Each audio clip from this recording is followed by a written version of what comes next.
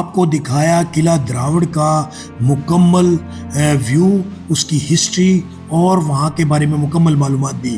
اب ہم آپ کو قلعہ دراوڑ پر موجود شاہی مسجد، جی ہاں، شاہی مسجد آپ کو دکھائیں گے، اس کی ہسٹری کے بارے میں بتائیں گے۔ انشاءاللہ آپ کو بہت مزہ آئے گا، اس خوبصورت مسجد کا وزٹ کروائیں گے۔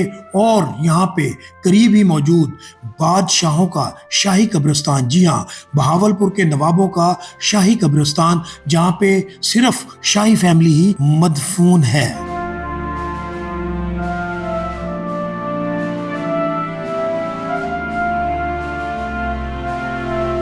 جی دوستو، کیا کبھی آپ نے سنا ہے کہ جو آدمی زندہ ہے اس کے نام کی قبر پہلے سے ہی بن چکی ہے اور وہ اپنی قبر پر حاضری بھی دیتا ہے؟ اور اگر نہیں سنا اور دیکھا تو چلیے ہم آپ کو لے کر چلتے ہیں نواب آف بہاولپور کے شاہی قبرستان میں۔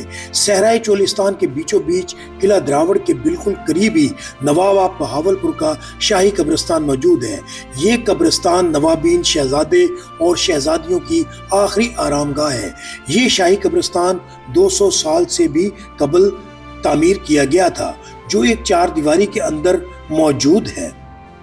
اور اس قبرستان میں کئی طرح کے مقبرے بنے ہوئے ہیں۔ کچھ مقبروں کے گنبد روایتی سرائکی اور سندھی فنون لطیفہ کے شاہکار ہیں، جن پر نیلے رنگ کے پھول وغیرہ بنے ہوئے ہیں، اور کچھ مقبرے سفید سنگ مرمر کے پتھروں سے بنائے گئے ہیں۔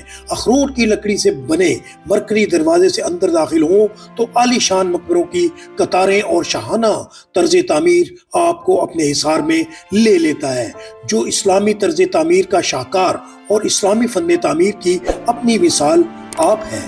ان مقبروں کے بیچوں بیچ ایک بڑا ہال بھی ہے جو قبرستان کے بائیں جانب ہے۔ اس ہال کا بڑا دروازہ جو اخروٹ کی لکڑی سے بنایا ہے اور اس پر اخروٹ کی کاشیگری کی گئی ہے۔ اس ہال کے اندر چاروں جانب سنگ مرمر کے پتھر اور سندل کی لکڑی سے دیدہ زیب کھڑکیاں لگائی گئی ہیں۔ اس ہال میں 12 نوابوں کی قبریں ہیں جنہوں نے ریاست بہاولپور پر حکومت کی۔ یہ قبریں ترتیب سے بنائی گئی ہیں، جن کے اوپر مدفن نوابوں کے نام اور تاریخ وفات درج ذیل ہے، اور تمام قبروں پر سفید سنگ مرمر کا پتھر لگایا گیا ہے جن پر خطاطی بھی کی گئی ہے۔ اس بڑے ہال کی چھت پر انتہائی خوبصورت کشیدہ کاری دیکھنے کو ملتی ہے، اور یہاں سونے کے فانوس بھی یہاں پر لگائے گئے تھے، لیکن اب انہیں یہاں سے ہٹا دیا گیا ہے۔ قبروں کے ایک طرف چھوٹے بڑے ستون رکھے گئے ہیں جن کی اونچائی ایک دوسرے سے مختلف ہے۔ ان اونچائیوں کے اوپر نیچے ہونے کی وجہ میں بھی ایک حکمت ہے، جو اس بات کو ظاہر کرتی ہے کہ کس نواب نے کتنا عرصہ ریاست بہاولپور پر حکومت کی۔ جس نے زیادہ حکومت کی ان کے مینار بڑے ہیں، جن کی حکومت کا دورانیہ مختصر تھا ان کے مینار چھوٹے ہیں۔ آخری قبر نواب صادق خان عباسی کی ہے، جو ریاست بہاولپور کے آخری نواب تھے۔ انہوں نے 1956 میں ریاست کا آغاز پاکستان سے کیا، اور یوں بہاولپور کی آخری ریاست کی شناخت ختم ہو گئی۔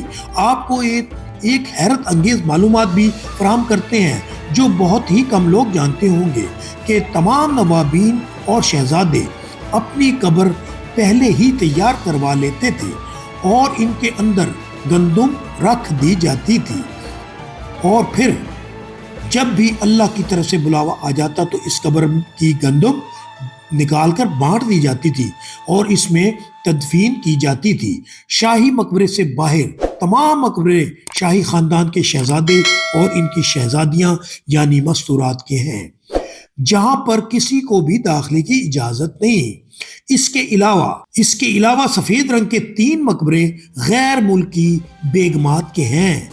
یہ جو آپ کو سفید مقبرے نظر آ رہے ہیں، یہ سفید پتھر فرانس سے درآمد کیا گیا تھا، اور جو نوابوں کی غیر ملکی بیگمات تھیں ان کے مقبرے سفید پتھر سے تعمیر کیے گئے تھے، اور مستورات ان کے خطے یا قبیلے کی تھی۔ ان کے مزارات پر آپ کو علاقائی رنگ نمایاں نظر آتا ہے، اور یہ اس وجہ سے ہے کہ دونوں میں فرق کیا جا سکے۔ نواب صادق خان پنجم کی اہلیہ بھی غیر ملکی تھی، جن کا نام اویلی جمیلہ تھا، اور ان کی قبر پر بھی سفید سنگ مرمر کا پتھر لگایا گیا ہے۔ ریاست بہاولپور کے آخری نواب صادق محمد خان کی ایک بیوی برطانیہ سے تھی جن کا نام وکٹوریہ تھا۔ بعد میں مسلمان ہونے کے بعد ان کا نام غلام فاطمہ رکھا گیا۔ شاہی قبرستان کے احاطے میں آئیں تو قطار در قطار بنے مقبروں میں آپ کو وکٹوریہ کا مقبرہ نظر نہیں آئے گا۔ مرکزی ہال سے نکل کر دوسری طرف جائیں تو ایک چھوٹا سا مزار ہے اور یہ مزار نواب محمد صادق خان کی قبر کے بالکل سامنے ہے۔ ریاست بہاولپور کی آخری خاتون اول بھی یہی تھی۔ وکٹوریہ نواب صاحب سے بہت پیار کرتی تھی۔ انہوں نے مرنے سے پہلے وصیت کی تھی کہ ان کو نواب صاحب کے قدموں میں دفن کیا جائے۔ یہ محبت کی ایک عظیم مثال تھی۔ یہی وجہ ہے کہ ان کی خواہش کو پورا کیا گیا۔ ان مقبروں میں فن تعمیر میں ہمیں وہی شاہانہ انداز نظر آتا ہے جو ہمیں نواب صاحب کے محلات میں نظر آتا ہے۔ ان مقبروں کی تعمیر کے لیے دنیا کے مختلف کونوں سے کاریگروں کو بلایا گیا۔ ان مقبروں سے ہٹ کر بھی بہت سے شہزادوں کی قبریں موجود ہیں۔ وہ شہزادے جن کی کبھی تاج پوشی نہ ہو سکی، صدیاں گزر جانے کے بعد یہ خاموش سلطنت اپنے اندر بہت سے راز سینے میں سموئے خاموش کھڑی ہے۔ یہ قبرستان اب آثار قدیمہ کی اہمیت اختیار کر چکا ہے۔ یہاں پر لوگ ہزاروں سیاح قلعہ دراوڑ اور شاہی قبرستان کے ویوز کو آتے ہیں۔ حکومت کو چاہیے کہ آنے والے سیاحوں کی سہولیات پہنچانے کے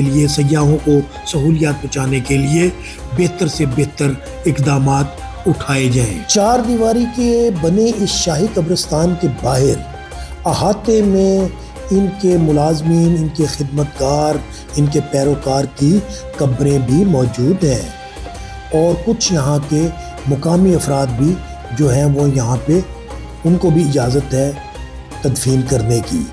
لیکن چار دیواری کے اندر کا جو آتا ہے وہ مختص ہے صرف نواب آف بہاولپور فیملیز کے لیے۔ اب آپ کو ہم لیے چلتے ہیں شاہی مسجد نواب آف بہاولپور۔ جی ہاں، یہ بھی قلعہ دراوڑ کے بالکل شمال میں بالکل ساتھ ہی بنی شاہی مسجد ہے۔ یہ اس کی خوبصورت مین انٹرس ہے۔ جیسے ہی مسجد کے اس دروازے سے ہم انٹر ہوتے ہیں تو ساتھ ہی یہ طلبہ کے قرآن پڑھنے کی جگہ ہے۔ یہاں کے طالبات جو ہیں اس وقت اپنی قرآن کی تعلیمات کو حاصل کرنے کے لیے آتے ہیں۔ یہ اس مسجد کی مین انٹرس ہے اور اس کو بہت ہی خوبصورت انداز میں بنایا گیا ہے۔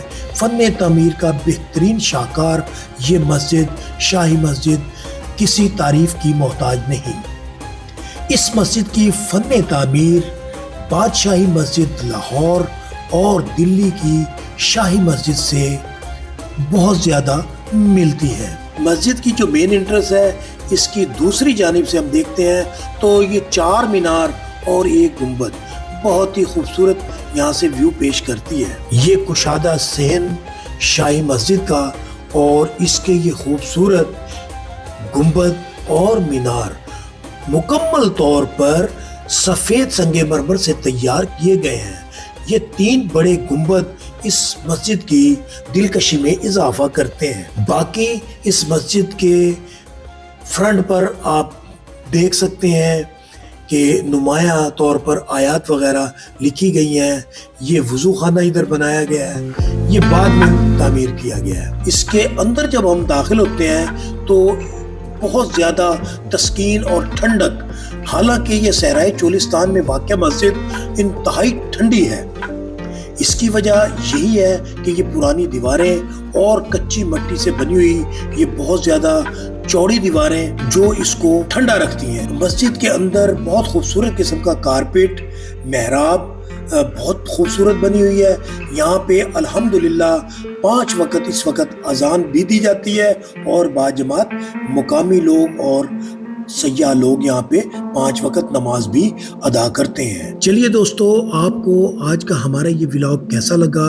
اگر اچھا لگا ہو، معلومات اچھی لگی ہو تو ہمارے چینل کو سبسکرائب کریں، لائک کریں اور دوستوں کے ساتھ شیئر ضرور کریں۔